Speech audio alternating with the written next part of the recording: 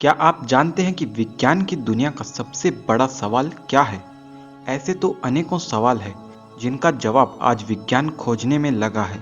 लेकिन एक सवाल जो हम सबके मन में बचपन से है कि आखिर एनर्जी यानी ऊर्जा क्या होती है।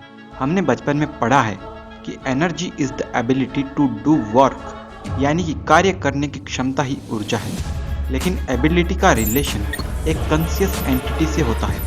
कार्य तो यूनिवर्स में भी हो रहा है, तब आखिर वह किसकी एबिलिटी है? एनर्जी के बारे में जितने वीडियोस या आर्टिकल्स आप सब पढ़ेंगे, सब में आपको यह बताया जाएगा कि एनर्जी कितने टाइप की होती है, ये कंजर्व रहती है, एक फॉर्म से दूसरी फॉर्म में चेंज होती है।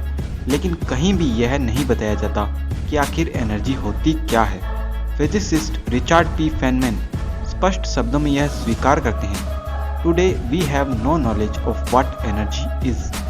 ऐसे में ये साफ है कि आज विज्ञान इस बात को जानता ही नहीं कि आखिर एनर्जी क्या होती है। लेकिन वेद हमें बताते हैं कि एनर्जी क्या होती है। इस वीडियो में हम न सिर्फ ये जानेंगे कि मॉडर्न साइंस जिसे एनर्जी कहता है वह क्या होती है, बल्कि वास्तविक मूल ऊर्जा क्या होती है। जानने के लिए वीडियो को पूरा ज़रूर देखें। आज साइंस ने अनेकों प्रकार की ऊर्जाओं के अस्तित्व की खोज की है, जैसे डार्क एनर्जी और वैक्यूम एनर्जी।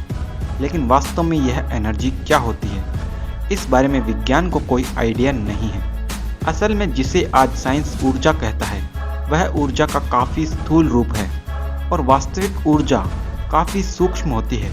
यहाँ हम दोनों प्रकार की ऊर्जा को जानेंगे। सबसे पहले आपको यह जान लेना चाहिए कि हमारा संपूर्ण ब्रह्मांड वाइब्रेशन ही है। यह ब्रह्मांड वाइब्रेटिंग एंटिटीज यानी रश्मियों से मिलकर बना है। ये रश्मियाँ हजारों टाइप की होती है। वास्तव में ऊर्जा इन रश्मियों के रूप में ही होती है। जो एनर्जी साइंस मानता है, जैसे काइनेटिक एनर्जी, पोटेंशियल एनर्जी, यह एनर्जी प्राण रश्मियों के रूप में स्टोर्ड होती है। संस्कृत व्याकरण के अनुसार ऊर्जा की परिभाषा है ऊर्ज बल प्राणमयो, यानी कि बल और प्राण से युक्त पदार्थ ही ऊर्जा है। ऊर्जा वह पदार्थ है जिसकी वजह से किसी पदार्थ का धारण और पोषण होता है। पोटेंशियल और काइनेटिक एनर्जी प्राण और अपान रश्मियों के रूप में होती है। जब आप किसी पत्थर को फेंकते हैं तब उसमें यह ऊर्जा आपके हाथ के संपर्क से प्राण रूप में संचरित होती है। इसे समझने के लिए सबसे पहले आपको पता होना चाहिए कि हमारा ब्रह्मांड अनेकों रश्मियों का जाल है। जब कोई वस्तु एक ही जगह पर स्थिर रहती है तब उसमें पोटेंशियल एनर्जी स्टोर्ड रहती है। वास्तव में ऐसी स्थिति में उस वस्तु के अंदर की रश्मियों का आपस में इंटरेक्शन कम होता है, और जब वह वस्तु गतिशील होती है तब उस वस्तु के अंदर की रश्मियों का विन्यास प्रभावित होता है। कोई भी वस्तु हमेशा ऐसी स्थिति में बना रहना चाहती है जिसमें उसके अंदर की रश्मियों के बीच का इंटरेक्शन कम से कम हो। जब तक कोई वस्तु स्थिर होती है तब उसमें अपान रश्मियां अंदर की तरफ और प्राण रश्मियां बाहर की तरफ स्पंदित होती रहती है। जब हम किसी पत्थर को फेंकते हैं तब हमारे हाथ से उस पत्थर में प्राण ऊर्जा का संचरण होता है। हमारे बल में अपान रश्मियों की अधिकता होती है। जब वह बल उस पदार्थ में संचरित होता है तब वह उस पदार्थ के रश्मि विन्यास को प्रभावित कर देता है, जिससे उस पदार्थ के अंदर की ओर स्पंदित होती हुई अपान रश्मियां बल की दिशा में स्पंदन करने लग जाती है। इसीलिए वह पदार्थ उस दिशा में गति करने लगता है। तो इस तरह पदार्थ की स्थितिज ऊर्जा गतिज ऊर्जा में बदल जाती है। वही पदार्थ यदि किसी वस्तु से टकराता है तब उस पदार्थ के बाहर की रश्मियां टकराने वाली वस्तु की रश्मियों से उलझ जाती है।